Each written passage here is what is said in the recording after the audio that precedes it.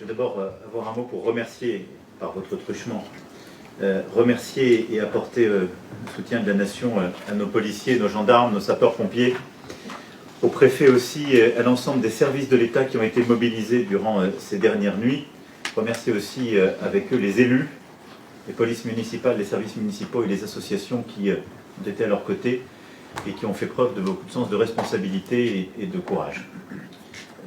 Les 2 nuits que nous venons de vivre relèvent d'une situation qui est absolument inacceptable et injustifiable, parce que rien ne peut justifier la violence, surtout lorsque celle-ci consiste à s'attaquer à des bâtiments publics, à des mairies, à des commissariats, à des écoles, ou à organiser des pillages contre des commerces. Rien ne le justifie. Il y a une instrumentalisation inacceptable de la mort d'un adolescent, que nous déplorons tous, alors que la période devrait être au recueillement et au respect. Et donc face à cela, je condamne avec la plus grande fermeté toutes celles et ceux qui utilisent cette situation et ce moment pour essayer de créer le désordre et d'attaquer nos institutions. Ils portent une responsabilité de fait accablante.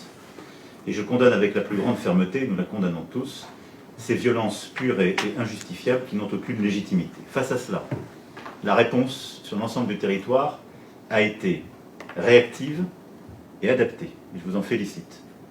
Et j'en félicite tous ceux qui, avec beaucoup de courage et de sang-froid, l'ont conduit durant les dernières heures et les derniers jours. Madame la Première ministre, cet après-midi, prendra une série de dispositions afin d'organiser la réponse interministérielle.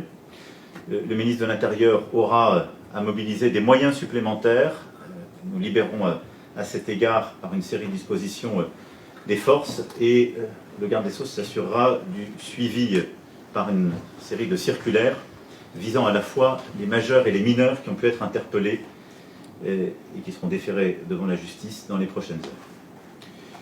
Face à ces événements, la décision a été prise d'annuler plusieurs événements festifs et plusieurs rassemblements dans les départements qui sont les plus sensibles pour précisément pouvoir protéger les mairies, pouvoir protéger nos compatriotes. Dans ce contexte, je finirai mon propos, au-delà de ces remerciements et de ces décisions que nous avons prises, en appelant tous les parents à la responsabilité. Il est clair que le contexte que nous vivons, on le voit, est la résultante de groupes parfois organisés, violents et équipés, que nous condamnons, que nous appréhendons et qui seront judiciarisés, mais également de beaucoup de jeunes. 1/3 des interpellés de la dernière nuit sont des jeunes, parfois des très jeunes. C'est la responsabilité des parents de les garder au domicile. Et donc il est important pour la quiétude de tous que la responsabilité parentale puisse pleinement s'exercer, et j'en appelle au sens de la responsabilité des mères et des pères de famille. La République n'a pas vocation à se substituer à eux, même si nous aurons ensuite, dans le suivi qui sera fait par la justice, à prendre toutes les dispositions qu'il convient de prendre et de mettre en œuvre ce que la loi prévoit. Enfin, les plateformes et les réseaux sociaux jouent un rôle considérable dans les mouvements des derniers jours. Nous avons vu sur plusieurs d'entre elles, Snapchat, TikTok et plusieurs autres, à la fois l'organisation de rassemblements violents se faire, mais une forme de mimétisme de la violence, ce qui, chez les plus jeunes, conduit à une forme de sortie du réel. Et on a le sentiment parfois que certains d'entre eux vivent dans la rue les jeux vidéo qui les ont intoxiqués. Là aussi, la loi a prévu, compris ces derniers mois, des changements et l'exercice d'un contrôle parental qu'il convient de faire pleinement respecter, mais nous prendrons dans les prochaines heures, et nous avons commencé à l'organiser, plusieurs dispositions. D'abord, en lien avec ces plateformes, d'organiser le retrait des contenus les plus sensibles.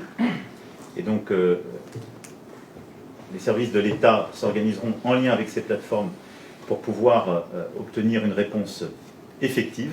Et j'attends de ces plateformes l'esprit de responsabilité. Et des demandes seront aussi faites partout où c'est utile, et à chaque fois que c'est utile, pour avoir l'identité de celles et ceux qui utilisent ces réseaux sociaux pour appeler au désordre ou pour exacerber la violence. Voilà ce que je voulais dire à l'issue de cette cellule de crise. Elle se réunira autant que nécessaire et sous l'autorité de la Première ministre.